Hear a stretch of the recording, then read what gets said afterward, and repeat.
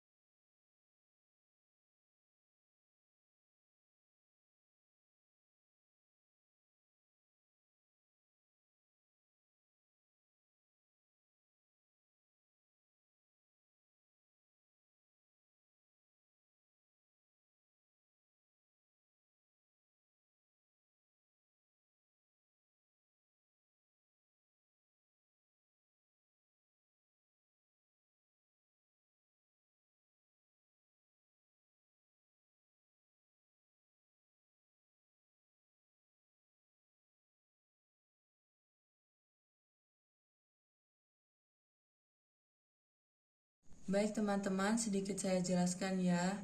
Untuk yang berwarna orange ini bisa disebut kapsula. Kapsula adalah alat pelindung bakteri terhadap pengaruh luar yang merugikan dirinya dan bersifat virulen.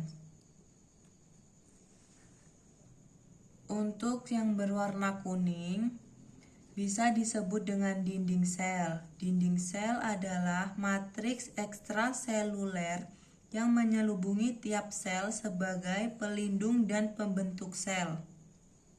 Selanjutnya, untuk yang berwarna hijau ini bisa disebut dengan membran plasma atau juga bisa disebut dengan membran sel.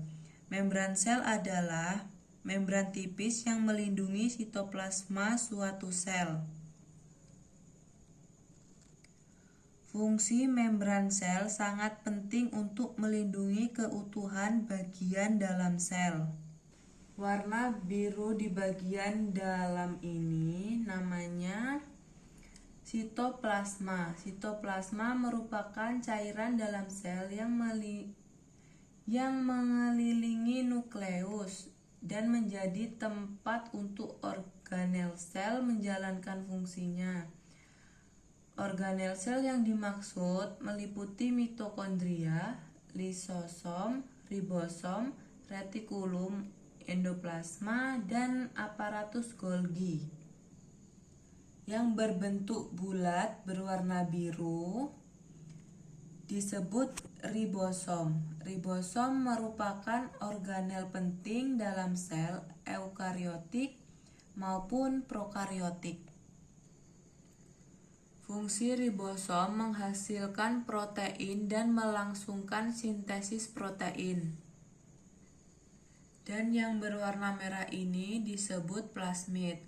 Plasmid adalah DNA ekstra kromosomal yang dapat beraplikasi secara anatom dan bisa ditemukan pada sel hidup. Yang berwarna hijau ini disebut pili. Pili merupakan rambut-rambut halus yang tumbuh dari dinding sel. Fungsinya untuk membantu perekatan pada substrat dan penyaluran materi genetik pada saat konjugasi. Yang panjang berwarna hijau ini namanya flagella.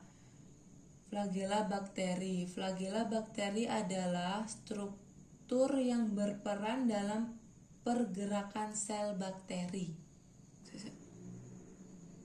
Terakhir, yang berwarna merah berkelok-kelok bisa disebut dengan nukleoid atau DNA melingkar. Fungsi nukleoid pada bakteri yang pengendali seluruh kegiatan sel dan pembawa informasi genetik karena mengandung DNA yang ada di dalam kromosom. Baik teman-teman, itu tadi yang bisa saya jelaskan tentang sel prokariotik. Kurang dan lebihnya saya mohon maaf. Wassalamualaikum warahmatullahi wabarakatuh.